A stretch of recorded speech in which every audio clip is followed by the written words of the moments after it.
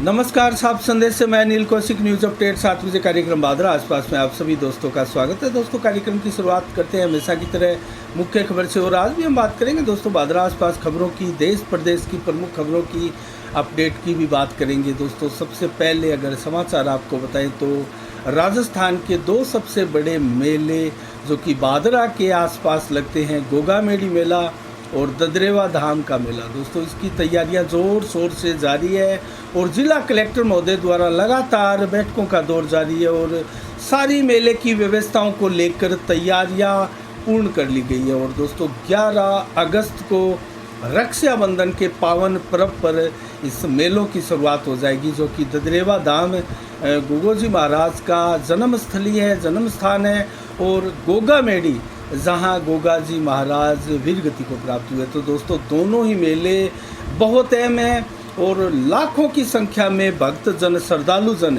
यहाँ मेलों में आते हैं और इनकी व्यवस्थाओं को लेकर पिछले 2 वर्ष कोरोना काल के बीतने के बाद में पहली बार जब इन मेलों की व्यवस्था सुचारू रूप से प्रारंभ होने जा रही है, तो बहुत सी चीज़ों का एहतियातन ख्याल रखना पड़ रहा है। और दोस्तों, प्रशासन चाक चौबंद व्यवस्थाएं चाहता है और पूरी एहतियातन के साथ प्रशासन जो है सूझबूझ के साथ कदम रख रहा है। और दोस्तों, ऐसे में लंपी स्किन डिजीज जो बीमारी पशुओं में वर्तमान में आई हुई है, पूरे भारत भर के दोस्तों लगभग 15 से अधिक राज्य अब तक इनकी चपेट में आ चुके हैं और मोटा मोटी बड़े 10 राज्य भारत के इस बीमारी की चपेट में आ चुके हैं और राजस्थान के तो 16 से अधिक जिले इस बीमारी की चपेट में आ चुके हैं। तो संभल कर कदम रखा जा रहा है प्रशासन द्वारा कि ये बीमारी कहीं बहुत ज़्यादा गंभीर नहीं बन जाए। इसको लेकर दोस्तों वैक्सीन भी लगाई जा रही है और इसको लेकर दवाइयाँ भी वितरण की जा रही है।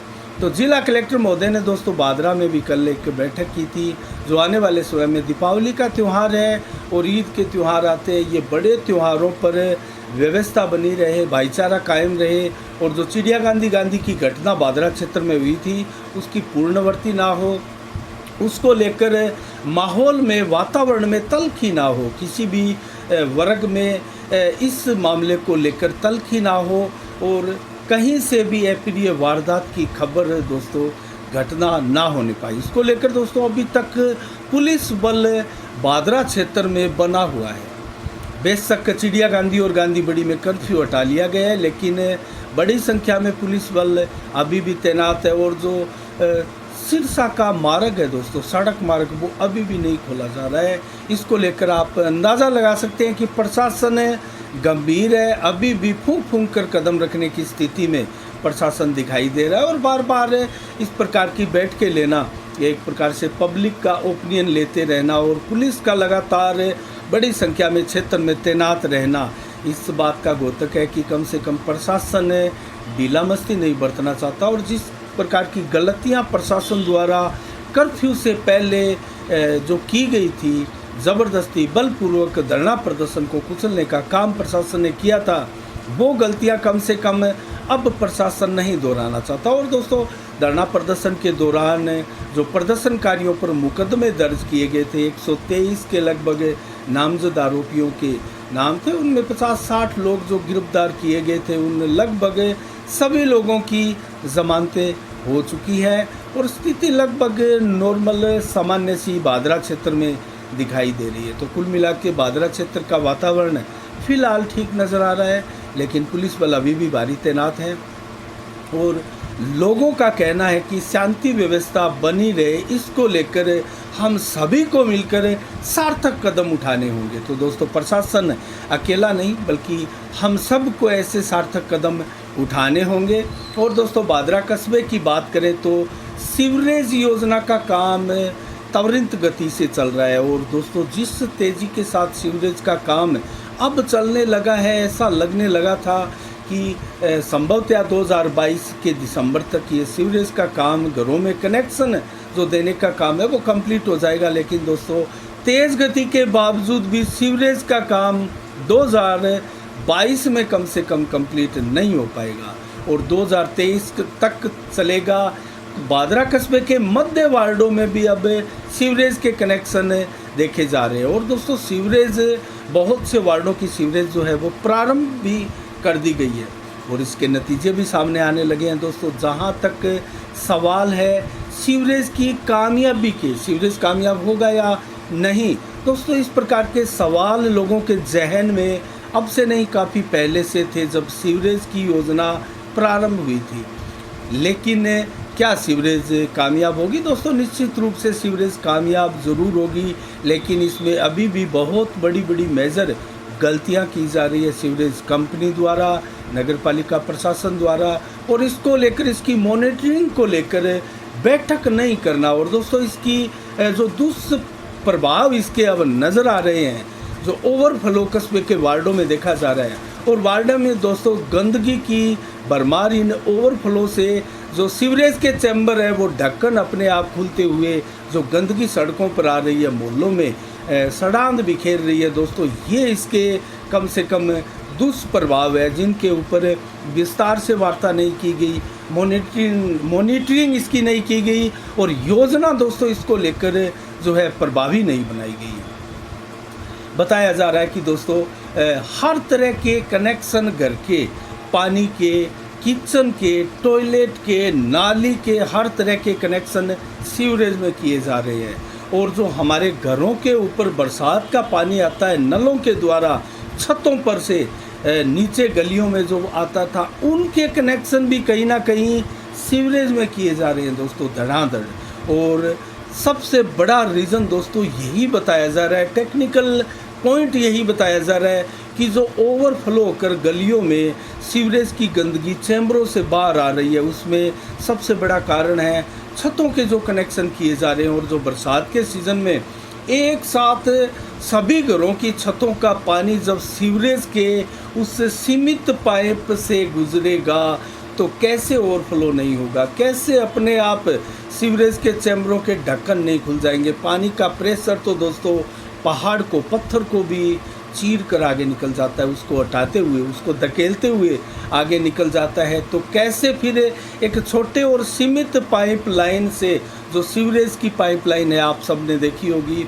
उसमें से लगभग हर घरों के छतों पर से आने वाला बरसात का पानी जब सीवरेज के नाले में सारा का सारा जाएगा तो कैसे ओवरफ्लो नहीं होगा दोस्तों। ये एक तकनीकी खामी संभवतः सीवरेज कंपनी द्वारा भी रखी जा रही है। और जो कनेक्शन किए जा रहे हैं उनमें घरों के लोग छत के ऊपर शौचालय होकर उनका बताकर उनका कनेक्शन, जो छत के पानी का कनेक्शन है वो भी इसमें करवा रहे हैं। कम से कम कर्मचारियों का कहना है कि हम छत के कनेक्शन, जो बरसात का पानी आता है नालों से, वो कनेक्शन हम नहीं कर रहे हैं। तो दोस्तों इसका अगर विस्तृत रूप से इसका खाका तैयार किया जाए तो बरसात के पानी के लिए हमें नालियां भी अपने घरों के आगे रखनी पड़ेगी। कई वार्ड ऐसे हैं दोस्तों जिनमें टेल्टियों का मोला अगर ले तो नालियां ख़त्म कर दी गई है। काफ़ी पहले इसका एक समाचार भी हमने दिखाया था। तो नालियां दोस्तों ख़त्म कर दी गई है। तो बरसात का पानी जो छतों पर है, जो नलों से गलियों में आएगा, वो फिर कैसे आगे पास होगा, कैसे आगे जाएगा? क्या सड़क के ऊपर वो सारा पानी चलेगा जो घरों की छतों से होकर आएगा? क्या नालियों का इसमें योगदान नहीं होगा? क्या नालियों में ये छत बरसात का पानी अच्छे से नहीं जा सकता, या किसी प्रकार की आगे इसमें गंभीर कोई बीमारी खड़ी हो सकती है, या फिर पानी निकासी की समस्या कोई गंभीर बन सकती है? दोस्तों ये टेक्निकल पॉइंट है, नगर पालिका को सोचने हैं। और कम से कम सीवरेज कंपनी, जो टेक्निकल डिपार्टमेंट सीवरेज कंपनी का देखते हैं, उन अधिकारियों के साथ वार्ता करके इन टेक्निकल पॉइंटों के ऊपर विस्तार से बात करनी होगी, चर्चा करनी होगी, और पूरा खाका तैयार करना होगा कस्बे का, ताकि जो सीवरेज के सीमित पाइप है उनमें से ओवरफ्लो के किसी गलियों में गंदगी आदि से सड़ांध ना पैदा हो, लोगों के जीने में कहीं ना कहीं इस प्रकार का विघ्न ना पैदा हो, ताकि सीवरेज से लोग परेशान हो जाएं। दोस्तों इस प्रकार की बातें सुनने को मिल रही है, इस प्रकार की व्यवस्थाएं देखी जा रही है। और जो छतों का कनेक्शन है सीवरेज में किया जा रहा है, कम से कम वो सीवरेज में कनेक्शन नहीं किया जाना चाहिए। और इसको अगर किया जाना उपयुक्त है और आवश्यक है, और विभाग जो सीवरेज कंपनी है वो कर रही है, तो दोस्तों इसका क्या खाका तैयार किया हुआ है और क्या योजना है सीवरेज कंपनी की। क्या वो छोटे जो पाइप है वो पर्याप्त हैं, वो वहन कर पाएंगे इतनी मात्रा का पानी जो बरसात के दौरान दोस्तों आता है बादरा कस्बे में या कहीं भी। तो ये एक बहुत बड़े सवाल है दोस्तों। और इसके अलावा हम अन्य खबरों की ओर रुख करें तो दोस्तों आज जो ओलंपिक खेल है दोस्तों हम बात कर रहे हैं, जो अभी वर्तमान में कॉमनवेल्थ गेम 2022 के चल रहे हैं दोस्तों। इसमें भारत का प्रदर्शन की बात कर रहे हैं और जो लंपी स्किन डिजीज़ बीमारी पशुओं में उसकी भी हम बात करेंगे। तो खेलों की बात कर लेते हैं दोस्तों। भारत ने अब तक 5वां स्थान बरकरार रखते हुए इस ओलंपिक राष्ट्रमंडल खेलों में अब तक 43 पदक जीत लिए हैं दोस्तों। बहुत बड़ी बात है। और अब तक मैं बताऊं आपको तो 24 ओलंपिक में, इस ओलंपिक को छोड़ दिया जाए तो इससे पहले 24 ओलंपिक खेलों में कुल 35 ही पदक भारत ने जीते हैं, जबकि इस राष्ट्रमंडल खेल में मात्र 43 पदक अब तक इन 7-8 दिनों में जीत चुका है भारत दोस्तों। 28 जुलाई को इंग्लैंड के बर्मिंघम में ये जो अंतर्राष्ट्रीय स्पर्धा है वो प्रारंभ हुई थी कॉमनवेल्थ गेम्स के नाम से और 28 अगस्त तक चलेगी, करीब 1 माह तक। और दुनिया भर के 5000 से अधिक एथलेटिक्स दोस्तों इसमें भाग ले रहे हैं और उन 5000 एथलेटिक्स के लिए 20 खेलों के लगभग 280 इवेंट इस कॉमनवेल्थ गेम में रखे गए हैं। 280 इवेंट रखे गए हैं 5000 एथलेटिक्सों के लिए और 20 खेल है। तो भारत का इसमें क्या योगदान है दोस्तों। भारत से भी 215 एथलेटिक्सों की टीम जो है वो इंग्लैंड पहुंची है, बर्मिंघम पहुंची है खेलों में भाग लेने के लिए। तो 215 एथलेटिक पहुंचे हैं, जिनमें से 15 खेलों में ये सभी खिलाड़ी हमारे भारत के भाग लेंगे।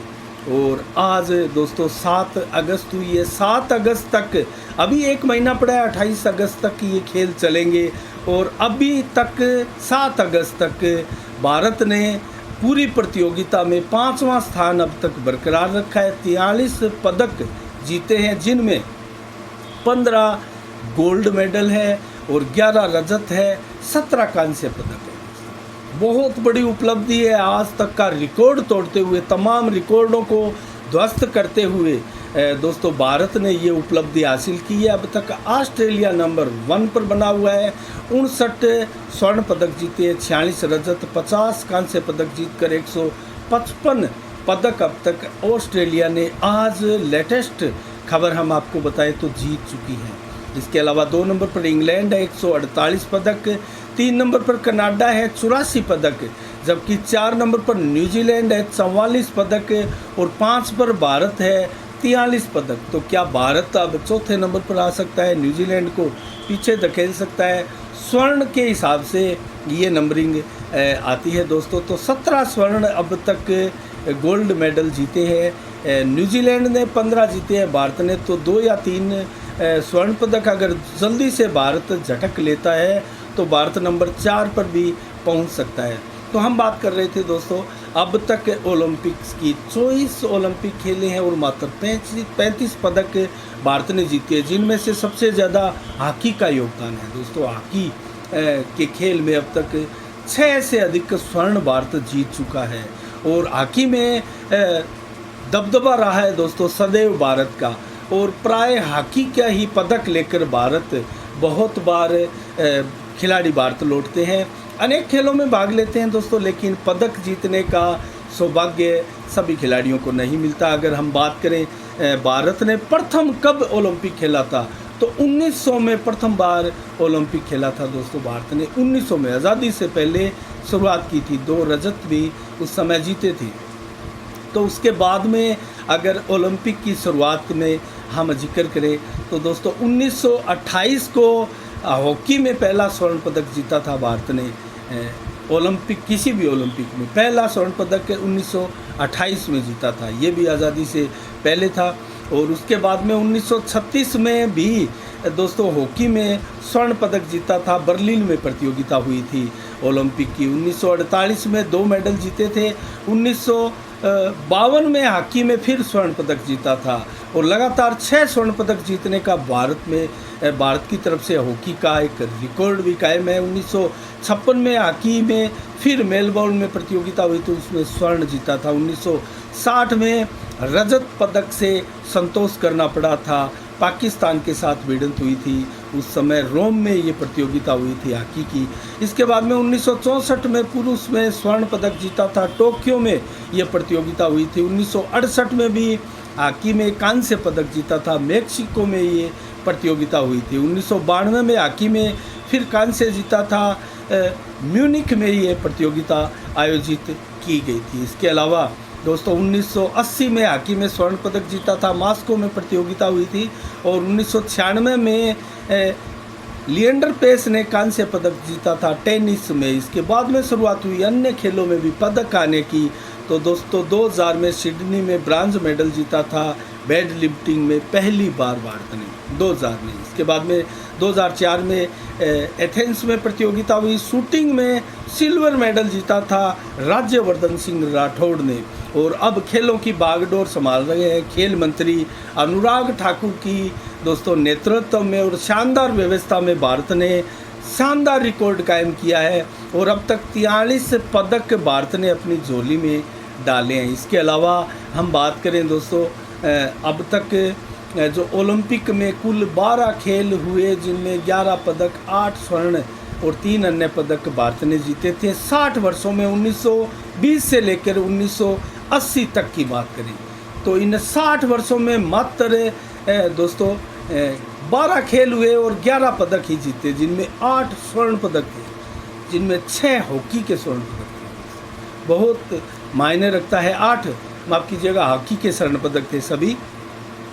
इसके अलावा हम बात करें दोस्तों तो अब वर्तमान में भारत का जो प्रदर्शन है क्या वो बरकरार रहने वाला है और किस पायदान पर जाकर भारत इस खेल में जो इंग्लैंड में चल रहा है बर्मिंघम में दोस्तों रुकने वाला है। क्या 100 पदक भी भारत जीत सकता है? इसमें बहुत बड़ी बात है और बहुत बड़े सवाल भी है। अभी तक प्रतियोगिता के बहुत दिन पड़े हैं, लगभग 21 दिन बाकी है। प्रतियोगिता के 28 अगस्त को ये प्रतियोगिता समापन होगी। 1 महीने की ये प्रतियोगिता है और अब तक दोस्तों इतने दिनों में ही जो इतने मेडल जीते हैं और लगभग 15 स्वर्ण पदक जीते हैं, इससे कहीं ना कहीं हम आगे जाएंगे ऐसी उम्मीद भारत के लोग भी कर रहे हैं और शुभकामनाएं भारत के लोगों की सभी खिलाड़ियों को लगातार मिल रही है। इसके अलावा दोस्तों हम बात करेंगे लंपी स्किन डिजीज़ बीमारी पर। दोस्तों पूरे भारत में ये परेशानी का सबब बनी है और राजस्थान की बात करें तो दोस्तों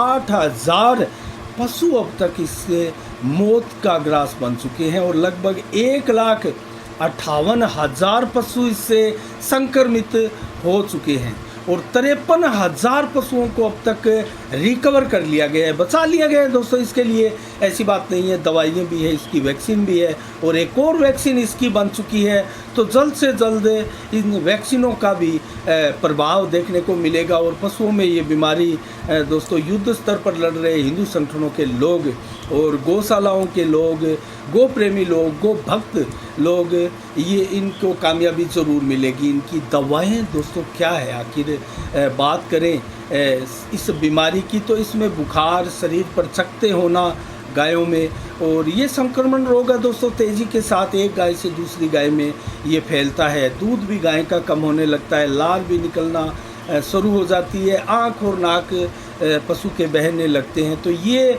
लक्षण है इस लंपी स्किन डिजीज़ बीमारी के जो पूरे विश्व में दोस्तों एक प्रकार से तहलका मचाए हुए है और इसकी गंभीरता का अंदाज़ा इस बात से लगाया जा रहा है कि भारत में तेज़ी के साथ मौत का ग्रास बने हैं दोस्तों इस पशु और ज़्यादातर गायें इसकी चपेट में आ रही हैं।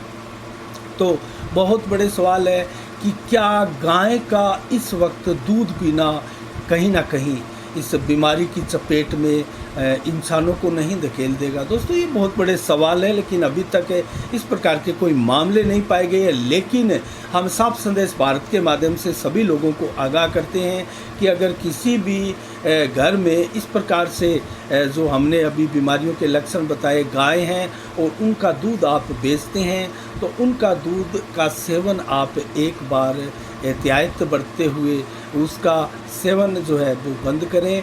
और आप जो है एक बार थैली का दूध या अन्य भैंस या अन्य पशुओं का दूध जो है वो उपयोग कर सकते हैं। हम भी जल्द ही इस मामले पर नज़र रखे हुए दोस्तों, विशेषज्ञों की राय लेकर और संभवतः विशेषज्ञों से दोस्तों हम इंटरव्यू भी करें इस विषय को लेकर, तो इसके बारे में जल्द ही हम आपको अन्य जानकारी भी देंगे।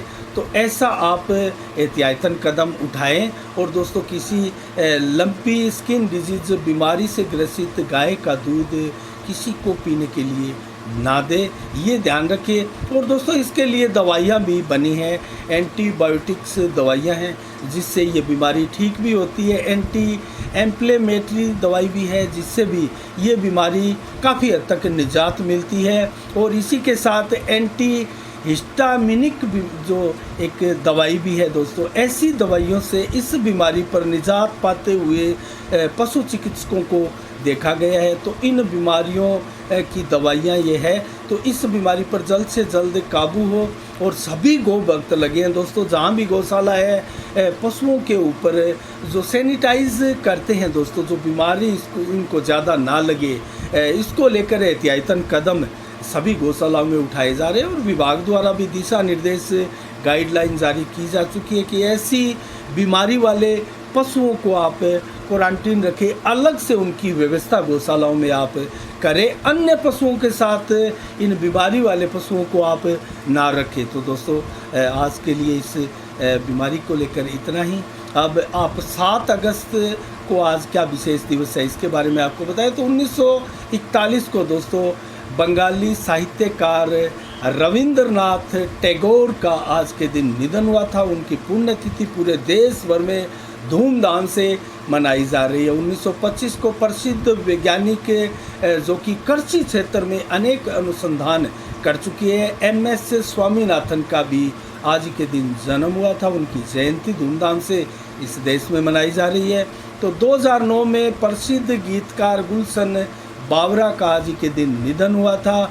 और 2018 में तमिलनाडु के पूर्व मुख्यमंत्री M करुणानिधि का भी आज के दिन दोस्तों निधन हुआ था। इसके अलावा राष्ट्रीय हथकरघा दिवस आज देश भर में धूमधाम से मनाया जा रहा है। भारत में ये दिवस दोस्तों 2015 से मनाना प्रारंभ हुआ था।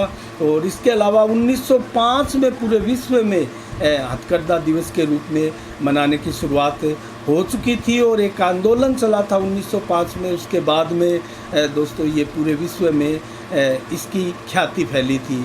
और जो हाथों से बनने वाले जितने भी उद्योग है दोस्तों, इसको लेकर पूरी रणनीतियाँ बनाई जा रही है। और इस दिन ऐसे लोगों को, ऐसे उद्योगों को बढ़ावा देने की रणनीतियों पर सरकार विचार करती है। इसके अलावा दोस्तों अब जल्दी से हम आपको मौसम का मिजाज बताते हैं। आज 7 अगस्त को दोस्तों 29 से 31 डिग्री टेम्परेचर दिन भर रहा और 100% बादल छाए रहे।